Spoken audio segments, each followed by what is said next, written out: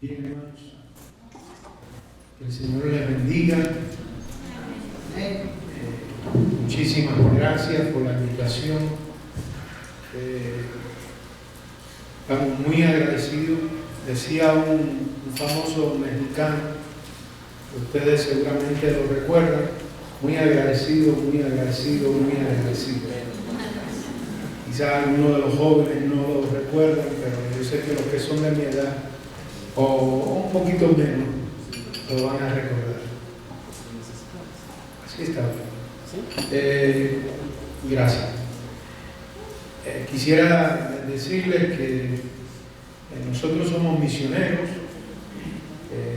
Llevamos aquí en México desde el 2014, llegamos en abril, y antes de eso servíamos en República Dominicana.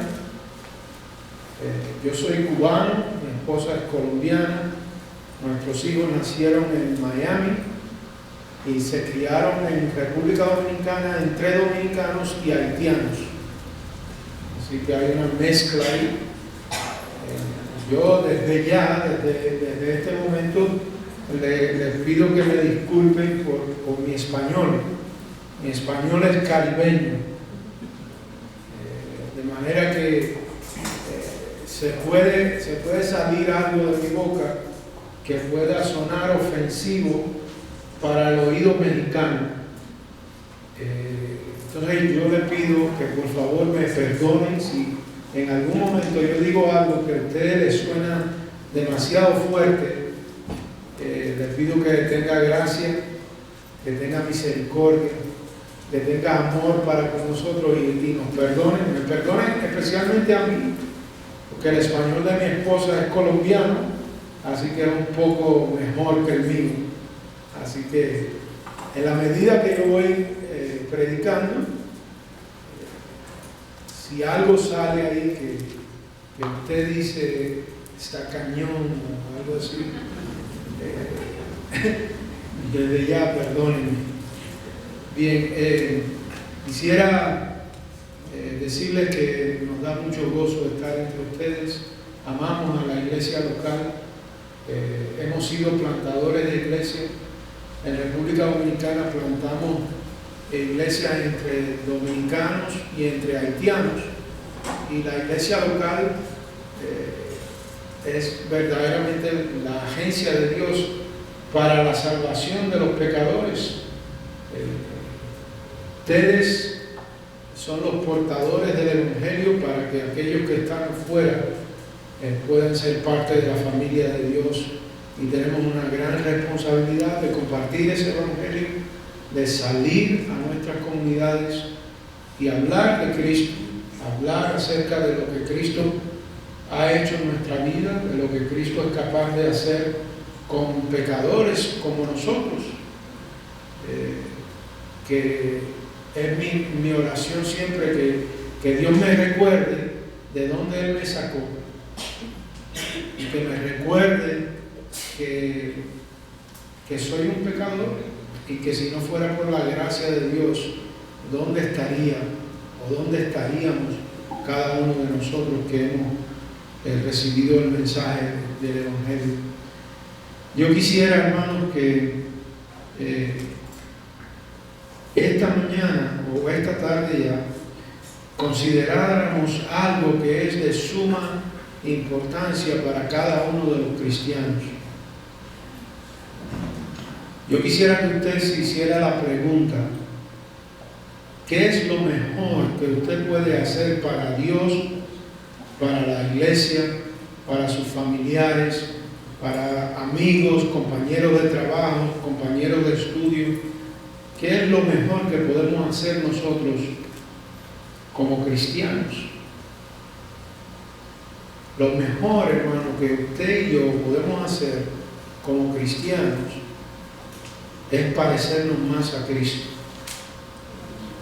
Si este año usted se hace la meta de parecerse más a Cristo, usted va a haber hecho una labor que es digna de ser imitada por aquellos que ven a Cristo en usted. Lo más importante que podemos hacer es parecernos más a Cristo. Esa es una de mis metas continuas. Y yo quisiera dejarles a ustedes con eso en la mente. Salir de aquí procurando parecernos más a Cristo. Porque eso beneficia a la causa de Cristo, beneficia a la iglesia, beneficia a su familia, beneficia a la sociedad en general. Si nos parecemos más a Cristo, entonces podemos hacer un aporte positivo a la sociedad y a la iglesia, a nuestra familia, a nuestros hijos, a nuestros amigos, a nuestros parientes, etcétera, etcétera, etcétera. Ahora, ¿cómo se hace eso? ¿Cómo me parezco más a Cristo? Tengo que vivir convencido plenamente de que debo vivir bajo el señorío de Cristo.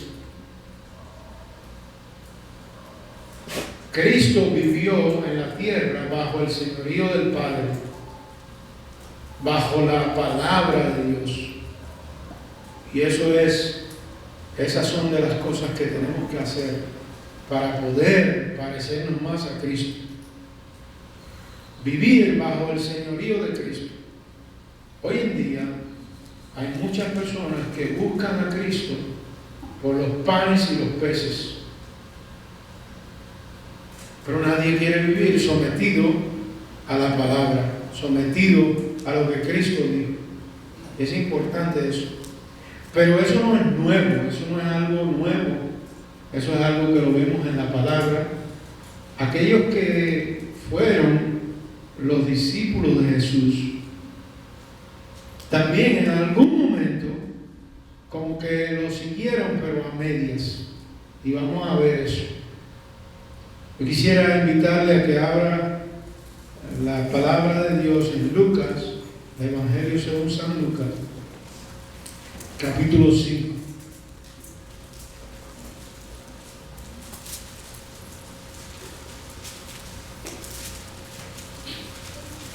Lucas capítulo 5, yo voy a leer del 1 al 11.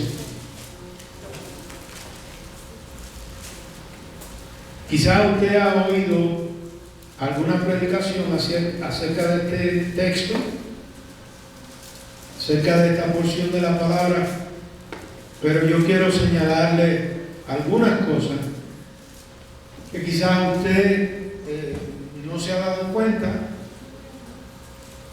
o quizá usted estuvo enfocado mucho en la pesca, pero no en lo que Dios quería enseñar,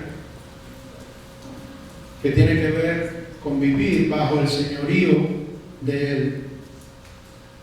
Y dice así, yo estoy leyendo de la Biblia de las Américas, ya usted tenga una versión un poco diferente, pero en esencia es lo mismo. Dice así, versículo 1 del capítulo 5 de Lucas.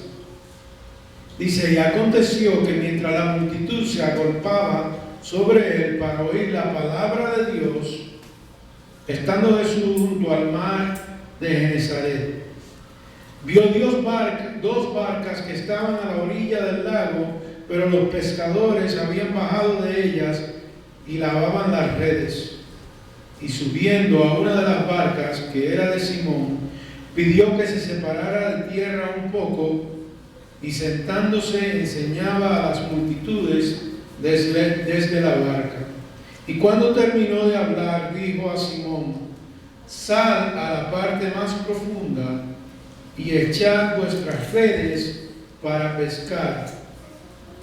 Respondiendo Simón dijo, Maestro, esa palabra maestro, recuérdela o subráyela en su Biblia. Maestro, hemos estado trabajando toda la noche y no hemos pescado nada, pero por lo que tú pides, o por tu palabra, echaré las redes.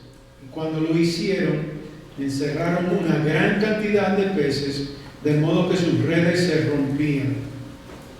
Entonces hicieron señas a los compañeros que estaban en la otra barca para que vinieran a ayudarlos. Y vinieron y llenaron ambas barcas de tal manera que se hundían. Y al ver esto, Simón Pedro cayó a los pies de Jesús diciendo: apártate de mí, Señor, pues soy hombre pecador. Porque el asombro se había apoderado de él y de los compañeros por la redada de peces que habían hecho. Y lo mismo le sucedió también a Jacobo y a Juan, hijos de Zebedeo, que eran socios de Simón. Y Jesús dijo a Simón: no temas, desde ahora serás pescador de hombres. Y después de traer las barcas a tierra, dejándolo todo, les siguieron.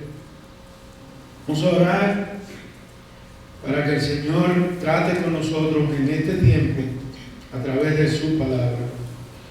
Padre Celestial, hoy hemos venido a adorarte y también queremos escuchar palabra que venga de ti.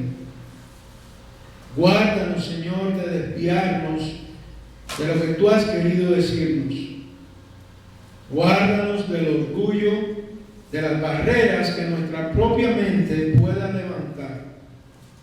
Ayúdanos a verte más cerca de nosotros.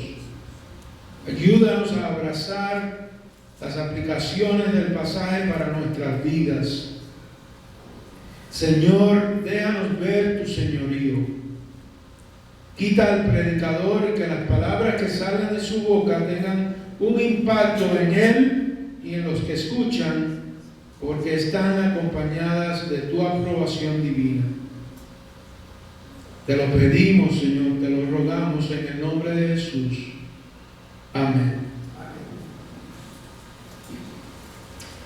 Hermanos, en este encuentro de Jesús con estos hombres que iban a ser discípulos de Él, podemos ver algunas enseñanzas que son importantes para cada uno de nosotros. Primeramente, debemos reconocer la autoridad e identidad de Jesús en nuestras vidas. En segundo lugar, reconocer nuestra pecaminosidad en la presencia de aquel que es santo, santo, santo.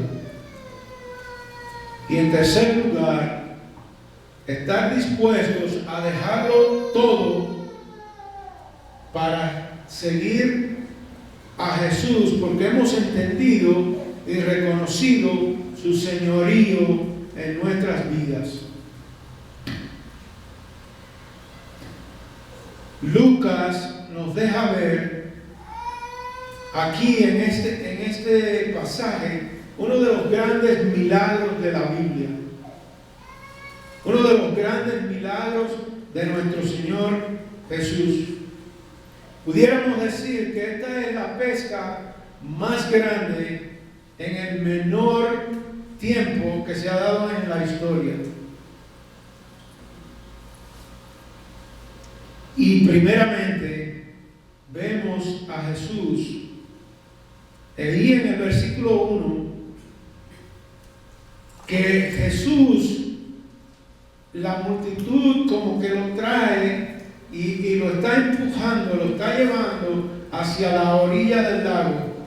Pero hermanos, yo quiero que usted note algo importante acerca de ese versículo 1. Lucas quiere dejar bien claro que lo que vienen a escuchar estas personas no es palabra de un hombre cualquiera. Dice que las personas estaban viniendo sobre él, pero venían a escuchar palabra de Dios, no palabra de hombres. Muchas iglesias hoy en día La gente va porque hay un predicador que dice buenos chistes. Porque hay un predicador que quizá no se enfoca en la palabra y las experiencias de la vida que él está experimentando o ha experimentado, las pone por encima de la palabra de Dios. Pero noten que estas personas parece que tenían sed de escuchar palabra de Dios, y Lucas quiere dejar bien claro que el que va a hablar, que el que va a enseñar es Dios. Vienen a escuchar palabra de Dios. Ahí está clara. Si pudiéramos usar este versículo para hacer una defensa de la deidad de Cristo, venían a escuchar palabra de Dios. Yo no sé, hermanos, si usted sabe que no hay otra cosa que pueda ayudarle más en su vida que la palabra de Dios.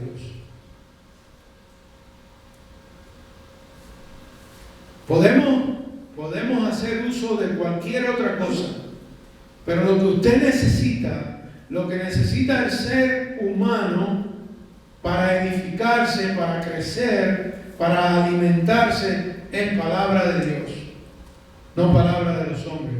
Yo puedo decir algo aquí al frente, algo que a usted quizás le pueda servir, pero nada le puede servir como la palabra de Dios. El apóstol Pablo, cuando ya está al final de sus días y escribe la segunda carta a Timoteo, un joven pastor, el pastor de la iglesia de Éfeso, el apóstol Pablo está preocupado por lo que podía venir para la iglesia.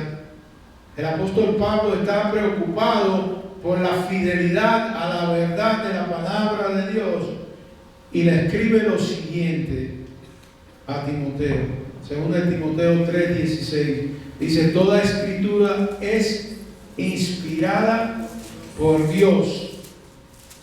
Y me encanta como la nueva traducción viviente lo pone. Dice: y es útil para enseñarlo lo que es verdad y para hacernos ver lo que está mal en nuestra vida. Nos corrige cuando estamos equivocados y nos enseña a hacer lo correcto. Note cuántas cosas encierra la palabra de Dios. Dice que toda, no una parte, no la parte que le gusta a usted o la parte que me gusta a mí, toda, de tapa a tapa, toda la escritura es inspirada por Dios.